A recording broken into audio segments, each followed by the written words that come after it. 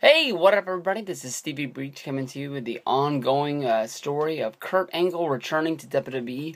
It seems that maybe Kurt Angle has passed up Sting to become the #1 free agent wrestler out there on the market today. I know that as time goes on, there's going to be more and more TNA wrestlers that are out there looking to get picked up and get signed. There's rumors that more than likely Bully Ray is going to be leaving TNA. He had signed some sort of an extension, but today he tweeted, I guess it was before, maybe during or after his Hall of Fame acceptance speech, saying that the Team 3D was still going to be going after the TNA championships. So maybe TNA was able to reach him some sort of a deal, and he was going to be staying there. Maybe he tested the water and saw that maybe WWE wasn't going to be coming for him so strong. But Angle seems to be one guy that a lot of people want to see go back home, but WWE, knowing that more than likely the last contract that he signs is going to be this deal right here. Angle has even tweeted about, this deal is probably going to be his last go-round, and he wants it to make his biggest one, and he wants to make the biggest splash he can. I think everybody has read the same story that I have, that is coming from PWI Insider. Basically saying that Angle has turned down a full-time contract from WWE, basically thinking that he wasn't going to be able to handle a full-time touring schedule. And that's where the story, to me, honestly, really doesn't make any sense. I don't think that wrestling dirt sheets throw out bad rumors a lot, but I think there are some rumors that float around sometimes that basically you can see through and not think that the story is telling you the entirety of the whole truth. Let's say Kurt Angle knew that he was hurt and knew that he couldn't work a full-time schedule, knowing that signing a full-time schedule comes with a downsized guarantee that he could go in there and he could start working, and he could work as much as he could until he got hurt, knowing that he was going to get paid that guaranteed sum of money on the back end, even if he does get hurt. So why would he turn down signing a full-time deal? It doesn't really make any sense. Maybe he thinks he might be able to pick up more money if he sort of does like an a la carte sort of, paid per appearance deal, almost like an independent handshake contract. I'm not sure if that really makes a lot of sense. Some people have dreamed up dream rumors for Kurt Angle, saying basically maybe he'll work down the developmental, sort of be down there and help out the Performance Center, being some sort of a trainer.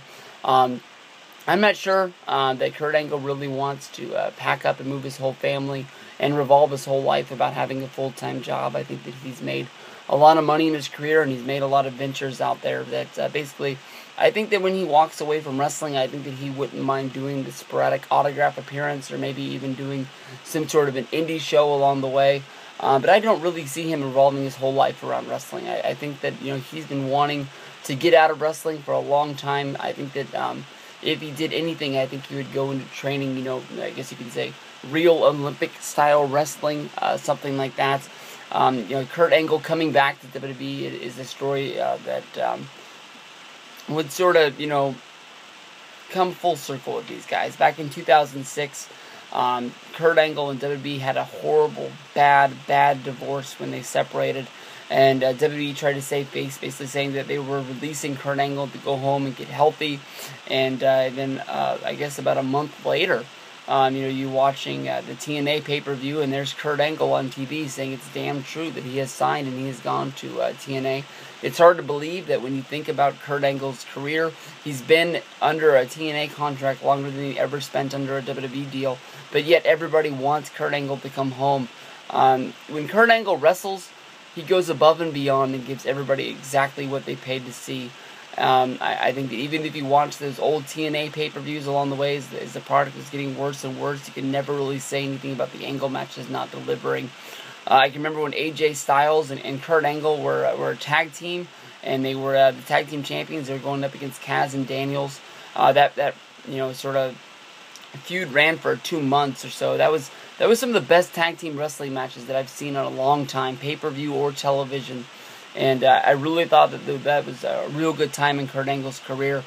You can think that a lot of the singles matches, whether if he was fighting for the TNA Championship or he was just involved in some sort of a feud along the way, probably some of the best matches that I've ever seen in TV was Kurt Angle wrestling against Desmond Wolfe, or Nigel McGuinness, I guess you can say. They had a good long series of matches. It seemed like they wrestled at least 5, 6, 7 times when Nigel first debuted into TNA, and they were trying to make him look like he was a real big deal. Angle kept beating him but yet the fans kept voting for Desmond Wolfe in that top 10 countdown. They kept moving Desmond Wolfe up the card to basically why they kept having the matches on TV. But they were some of the best things, and even though Desmond was losing those matches, fans were jumping on him, noticing that he was one of the best wrestlers that they had in the company.